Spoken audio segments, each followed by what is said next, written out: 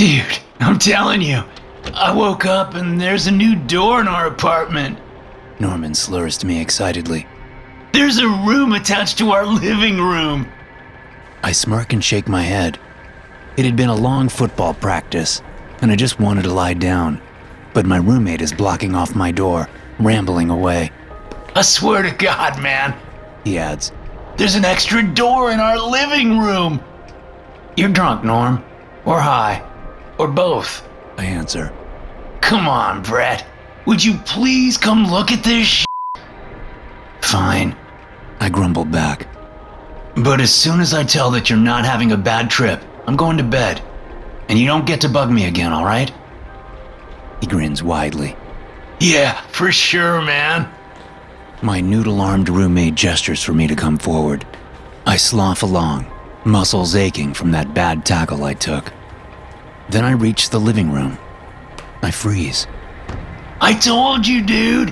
What did I tell you? On the wall of our living room, between the two windows, is a new door. It looks horrible. All red and juicy and mottled, like muscle stripped of skin, with an iron valve hatch sticking out the side of it. What the fuck is that? I choke.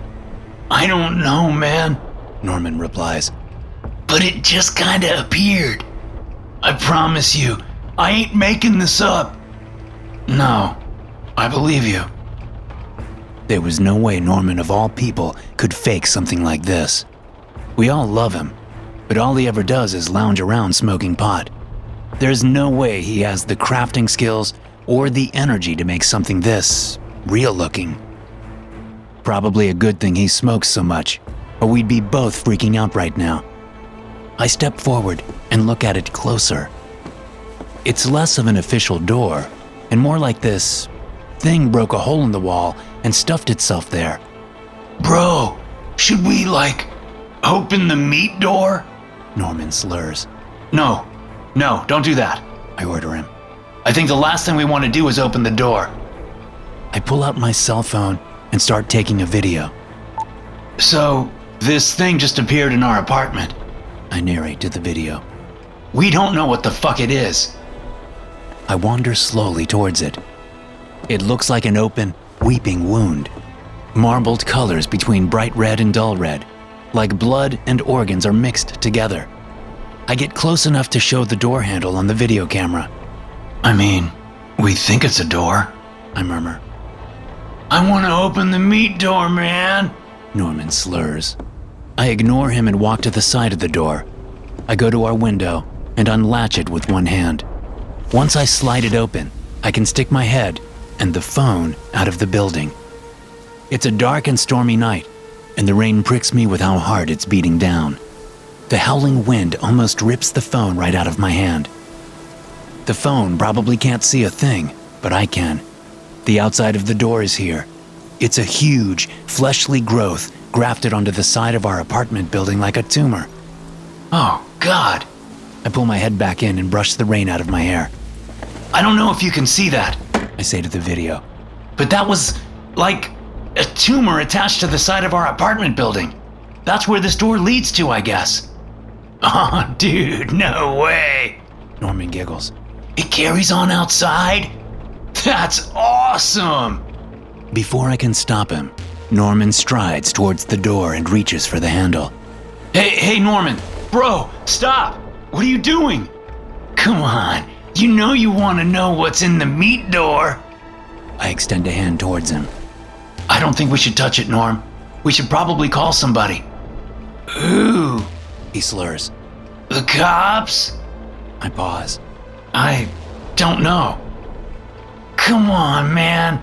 You know if the science men or whoever gets a hold of this, we're never gonna be able to see what's inside. I'm going in. Norman! I can't stop him. He reaches forwards and cranks the iron valve handle, and a fleshy flap opens up. Inside is another apartment. Huh. I grunt. It's not huge, about 2,000 square feet, but it does have some nice-looking, peachy-colored furniture in it. In fact, it's even better furnished than our apartment, with a nice rug, extra lighting by 2 matching lamps and a potted plant. It's stuff us college guys wouldn't think to get for our own apartment. In fact, I don't think we even have a trash can. There's even a window at the back, but I didn't see a window on that growth. But the window seems to be showing a clear, cloudy night, complete with a slit moon. Bro, He calls. it's like a second apartment, and it's nicer than ours. I wouldn't go in there, Norm. I call. I mean, that's not what the night looks like out there. It's all gotta be fake. Yeah, but it's a free apartment. You gotta try these things. He slurs in reply. Carpe diem, or carpe diet. I don't know, something like that. With that, my inebriated roommate stumbles inside the door. Shit, Norman! I run towards the door, but something in me locks my legs up at the doorway, and I stay, half in, half out. Dude, Norman laughs. this place is great! My skin is prickling in goosebumps. My eyes dart around inside it. There's a funny smell in here. Not actively the smell of blood, but like old meat. Like a building was a butcher shop years ago, but the reek can't be washed out. I don't like it in here, I announce. Look, we've been inside the meat door. It's about time we call somebody for this, Norm. Ah, come on. We've barely gone in. He keeps striding forwards, and I hover at the door, 1 foot in, 1 foot out. Norman, come back. I shout from the doorway. My roommate cackles and grins at me. What you gonna do? Come in here and get me? I stay in the doorway, and he keeps wandering around. Now I'm closer to the inside. I can see there's a little bookshelf with maybe 3 books on there, a radio, a TV, and a beanbag chair, all in that same fleshy, peachy color as everything else. Norman wanders around and picks up the TV remote, which is also peachy pink. He aims it at the TV and starts pressing the buttons on it. Aw, man. Ew, it's like soft. He groans. What kind of TV remote is this? Put it down and come back. I yell. Brett, I wouldn't have called you over here if I knew you were gonna be such a lame ass about it. Norman calls back. He puts the TV remote down and goes over to the TV itself. When I look over at the TV, it definitely doesn't look like a regular set. There's no glass screen. It's also that fleshy color. He goes over and starts trying to push buttons to get it to turn on. Ew, it's also soft. What the hell? But he then turns around, walks across the room, and flops into the beanbag. Ah, I mean, this is soft too, but this is good soft. You don't want a hard beanbag, you know what I mean? Norman, enough! I walk in from the doorway and grab my idiot roommate by the arm, dragging him to his feet out of the chair. We have to call somebody about this. This is some weird shit. We gotta let somebody know this is here. It's a free apartment though. He protests. No, it's not. I snap. I don't know what it is, but it's not a free apartment somebody's giving to us. We need to get out. Now. But bro, this carpet, man. He slurs happily. I've never felt a carpet so good. Can't we at least take some of the stuff here? Like, the stuff that works, I mean? I look down. His bare feet are scrunching up in the carpet. His toes are really digging into the strands in the carpet. Except, it doesn't look like strands of carpet. They're loose and flowy. Honestly, they are far too long for a carpet. Some of it bunches up and gathers into locks and curls, but for the most part, it's just too loose to be strands of a carpet.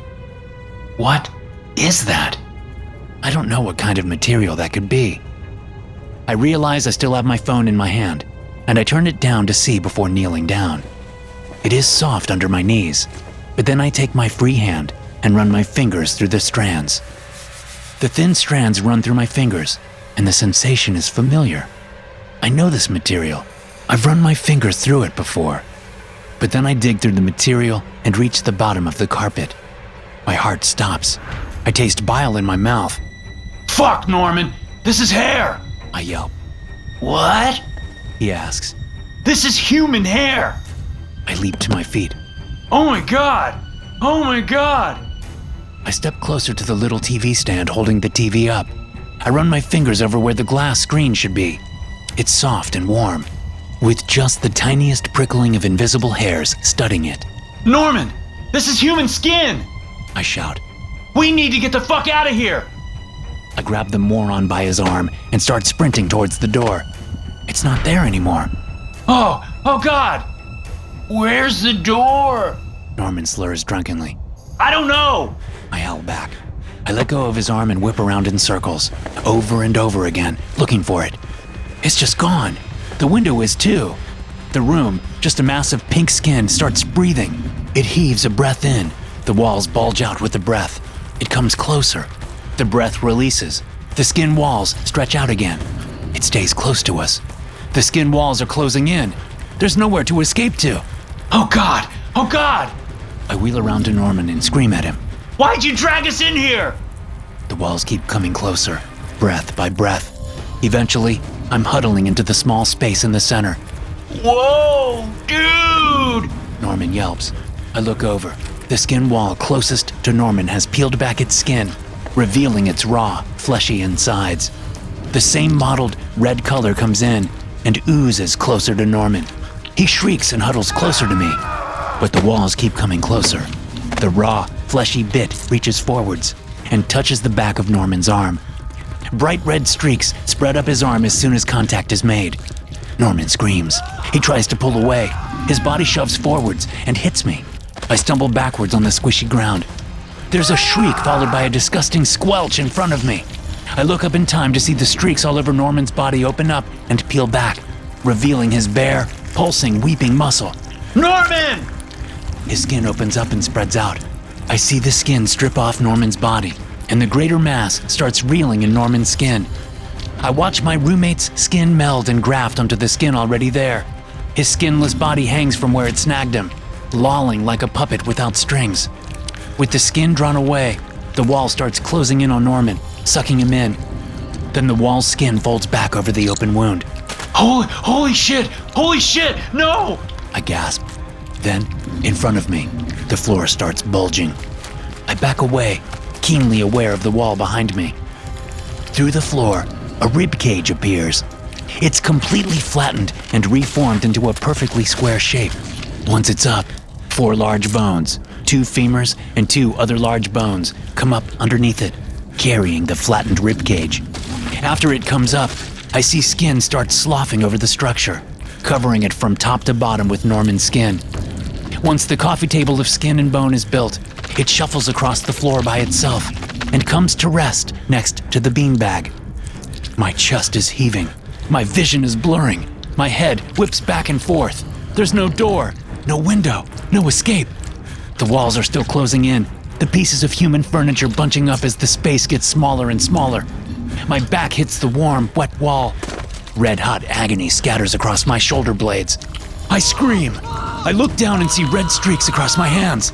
Every streak is sizzling in pain. As I watch, I see the red streaks turn from little red marks into splits in my skin, then into grooves and eventually into crevices. My skin breaks and peels up at the edges of 100 perfectly straight wounds. I'm being undone at the seams. I know it's coming. I know what's about to happen. I lift my hand up, phone still in my hand, shaking. I tap the selfie function, and I see my own face, covered in red lines, peeling away. My bleeding facial muscles open to the air. If you find this... I can barely get the words out. Don't go into the living room, Emily.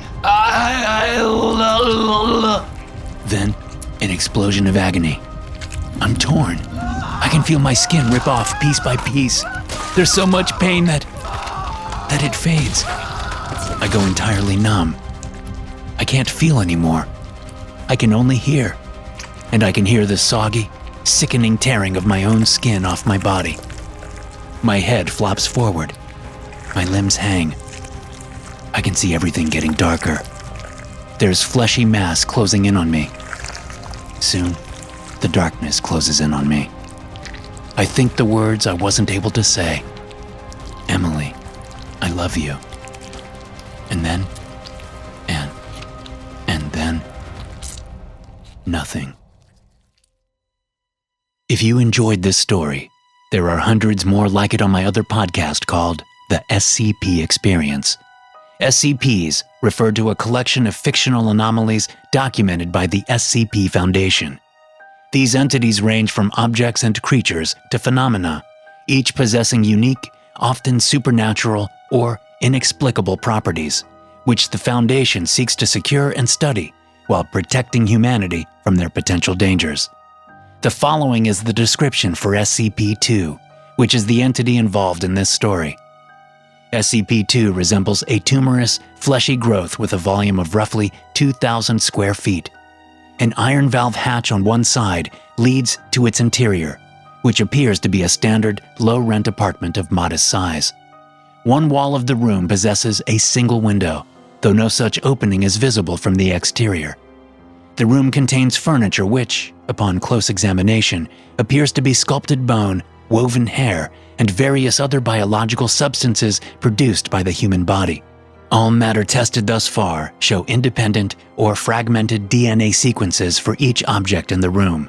To date, subject has been responsible for the disappearances of 7 personnel. It has also, in its time at the facility, further furnished itself with 2 lamps, a throw rug, a television, a radio, a beanbag chair, 3 books in an unknown language, 4 children's toys, and a small potted plant. Tests with a variety of lab animals, including higher primates, have failed to provoke a response in SCP-2. Cadavers as well fail to produce any effect. Whatever process the subject uses to convert organic matter into furnishings is apparently only facilitated by the introduction of living humans. Thanks for listening. If you enjoy these stories, be sure to subscribe to the podcast and check out some more of my episodes here.